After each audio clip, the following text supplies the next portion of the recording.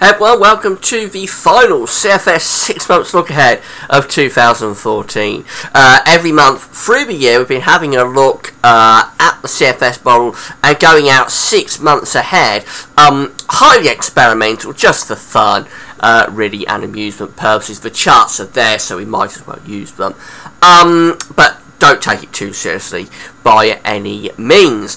As I say, we do this once a month, have a look at the coming 6 months. Overall, I don't think the model has been too bad, really, the way it's performed when we've been doing these, particularly for the first month or two. I think it's tended to be fairly close on many of the updates to what has subsequently occurred. Now, as we go further out, further out we go, the more unreliable it becomes. So as we get towards months 4, 5, 6, it really is in the realm of speculation. It really is in the realm of just for fun, and don't take it too seriously at all. But as I say, the charts are there. We might as well use them. And it's really for amusement purposes only once we get through to those latter monthly periods. This one taking us up to June. We're going from January through to June, can you believe, with this update. So already going into the middle of 2015, and we're not even in the year yet.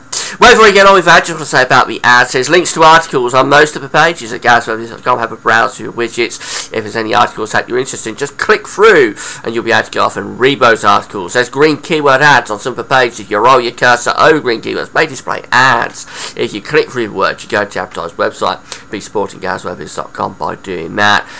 There's contextual weather related ads, so yellow ad units on most of the pages. So have a browse through those. If there's anything better interesting, click through. Gav Shop, I'm still linking to it. I'm not expecting that you'll be doing your Christmas shopping now. It's very late in the day. But maybe you want to get a bit of shopping in for the new year. If you do, just click through the Amazon banners in Gav Shop and it'll take you off to Amazon. You can do your Christmas shop. Because you've gone from Gav Shop to Amazon, we get a revenue fee on the things that you're purchasing. Been a huge success this year. Thanks so much for everybody, to everybody for getting involved and doing that. Right, let's get on with the CFS 6 months look. We're going to start off with the 700 millibar height anomalies first. Then we'll go on and have a look at the corresponding temperature anomalies, and then we'll have a look at the corresponding precipitation anomalies. So, dealing with the pressure first of all, this is the 700 millibar height anomaly for January. And we find we've got quite a deep trough of low pressure sitting to the east of the country, indicated by those blue curves. Of course, as you know, with 500 millibar height anomaly charts, blue is extrapolating to low pressure, orange extrapolating to high pressure. We've got a trough of low pressure sitting around and to the east of the country. We've got a ridge through the middle part of the Atlantic and extending down towards Spain and Portugal. The jet stream here is quite interesting. It's doing something like this. Going to Europe. So we're more or less on the cold side of the jet with that.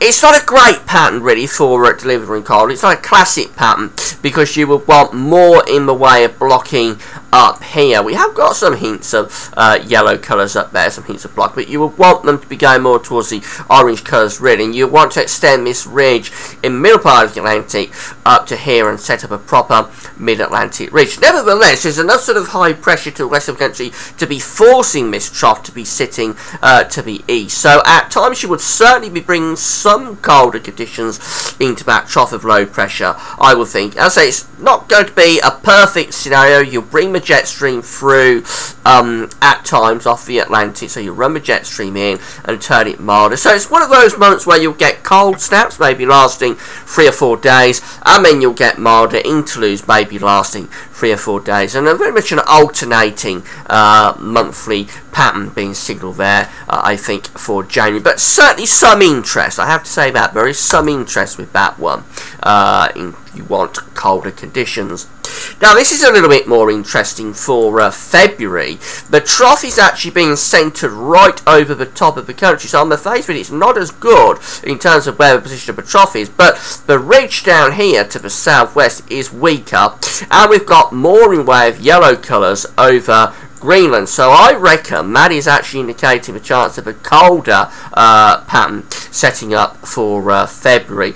On the face of it, winds are probably coming westerly, although on a southerly track, but I would suggest that with more in the way of yellow around Greenland, we are at risk really entrenching some very cold air into that trough of low pressure. Now, whether we see this on the temperature anomaly, I'm not sure, but certainly my interpretation of that, with the ridge through the Atlantic going down Spain, Portugal a lot weaker, more in the way of blocking being signalled for Greenland, not great blocking, but more in the way of blocking being signalled for Greenland, and this trough centred right over top of the country. Yeah, I reckon that could be a colder pattern. Now, as we move through into March, what we find for March is winds reverting, or the flow reverting more westerly. I think we've got the trough setting up out to the west of the country this time. We've got this ridge down to the south. Notice we've lost the yellow colours around Greenland. The flow is going something like that. So it's a relatively unsettled month. Quite a westerly month as well. Probably not particularly cold with that one. The trough is still a little bit southerly displaced, but because it's centred more or less to the west of Ireland, rather than over the country or to the east of the country, it's generally a westerly flow coming in with that. So probably a milder month as we go through into March. For April, we've got the trough of low pressure out to the northwest country. Quite unsettled charts, these. Troughs of low pressure always somewhere around the country. The ridge is across the central bowl of the Mediterranean. So again, I think the flow is doing something like that. Generally quite westerly. Could be an unsettled month. Not desperately cold, but certainly showers. Plenty of April showers around, and quite an unsettled sort of month of it. If you want to know more about the spring, I'll be doing the first spring update actually next Sunday, Christmas Sunday. I'll be doing that, the first spring update, when we'll look at several models to see what they're showing for the spring, not just CFS, but lots of different models. As we go through to May, well, this isn't that good for May. We've got this ridge sitting out to the west of the country just here. We've got a trough to the east. The jet stream with that is running up around that ridge in the Atlantic and then coming down across the country and into Europe like that. So that's a pretty cool pattern. If you go over here again, I can show you what's happening there. That's a pretty cool and relatively unsettled pattern, I would think, for May, although the ridge is quite close, so perhaps not that unsettled, but it's certainly a cool pattern with that ridge to the west, the trough to the east, the jet stream coming down through the country. I think we'd have a cool month of it if we have a look at, if we had that, I should say, going through to May. And then finally for June, it's a very similar pattern. Actually, we've got the ridge again in an almost identical position to west of the country. Of course, by the time you get to this sort of period, time frame, May, June, it really is in the realm of speculation and just for fun. But the model is placing the ridge out to the west. Still some sort of trough there through the Mediterranean. Actually has it around Italy. So again, the jet stream is doing something like that. Not a very good pattern at all. For June. That would be a cool June. And overall, I have to say, many of these months are certainly looking a lot less mild than they have done for 2014. So that could be an important difference. That 2015 is going to be a significantly cooler year compared to the record-breaking warmth of 2014. Now let's have a look and see how the temperatures correspond to all this. So for January, remember I told you it's probably going to be a month with variation. We'll get some cold snaps coming through, but we're also at risk of some mild spells because it's not a classic blocked cold pattern. So overall, the temperature anomaly is coming out average there for British Isles and for Ireland, as it is for most of Western Europe. The warmth is the further east you go, particularly in the southeast Europe. Nowhere being seen to have a particularly cold month for January. As we go through into February, again, it's a similar idea really. The warmth is mainly to the east, although it is extending to some central parts of Europe. But out in the west, for British Isles and for Ireland, the temperature anomaly is coming out near normal. Now, remember, I told you about the actual 700 millimeter height is bringing in a westerly flow here, generally, because the trough is centred more or less over the country. So we're pretty much bringing in a westerly flow, but we have more blocking.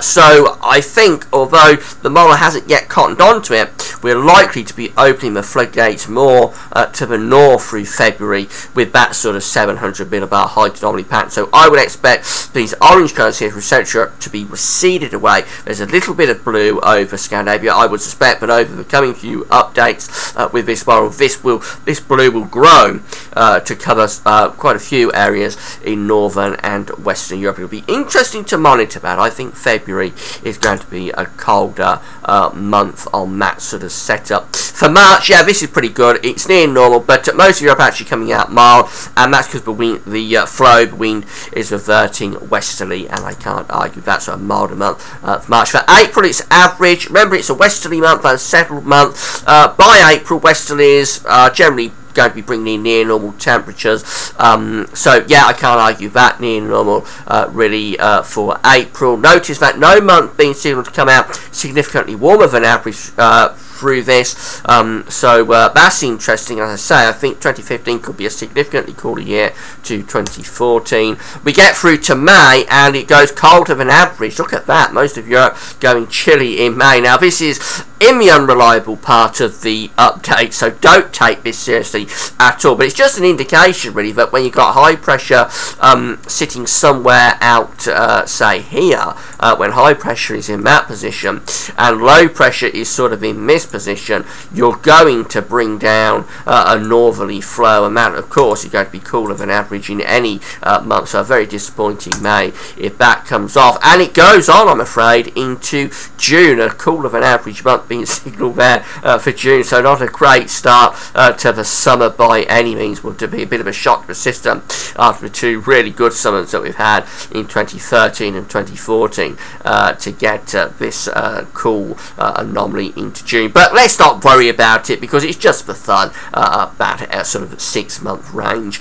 can't be taken too seriously at all. So having a look at the precipitation anomalies finally, this is what we see for January. Quite a wet month being signalled here across most parts of Europe. Notice the wettest conditions are actually across France and into Germany. That's indicative of that trough sitting to the east of the country here. And that's the reason we open up the floodgates at times to northerly influences and come out with cooler snaps, albeit with milder interludes coming through as well. Notice drier than average anomalies for Iceland and for the south of Greenland again. Just indicative of jet streams going on a more southerly track. At times we bring in the risk of cooler or colder conditions through. For February, the wettest anomalies again are being signalled for France, but remember for February the model wants to place the trough more or less over the country. The jet stream is going through something like that in towards France, but it's on the face of it, it's more of a westerly influence. But notice we've got these red colours up here around Norway, so that's indicative of high pressure up there. I think we've also got high pressure around here as well, and I see no reason, although the model hasn't really caught on to it yet, I see no reason why we're not going to bring northerly influences into that trough of low pressure and probably push it further eastwards as well. So I think the trough will probably end up in a similar position in February to January, probably somewhere to the east of the country. The difference is that with more blocking, we should, emphasise word should, entrench colder air into that trough.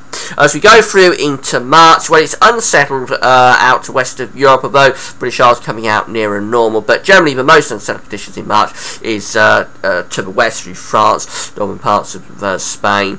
Remember the trough of low pressure is to the west of the country, so feeding in a westerly flow. For April, it's an unsettled month for April, and again it's a westerly dominated month, so yeah, you would expect rainfall coming out west of average. Quite an unsettled spring being signalled here by the CFS D2. For May, remember it's turning a lot cooler as we go into May for the anomaly anyway. The rainfall anomaly is coming out near normal. We've got high pressure to the west, low pressure to the east, but northerly winds coming down across the country. So probably not a desperately wet month, but just disappointingly cool and cloudy. For June, bit of a messy picture, but overall rainfall coming out near normal once again. It's a similar pattern with high pressure to the west, but low pressure to the east. We bring down those northerly flows, so we get a significantly cooler than average month in June.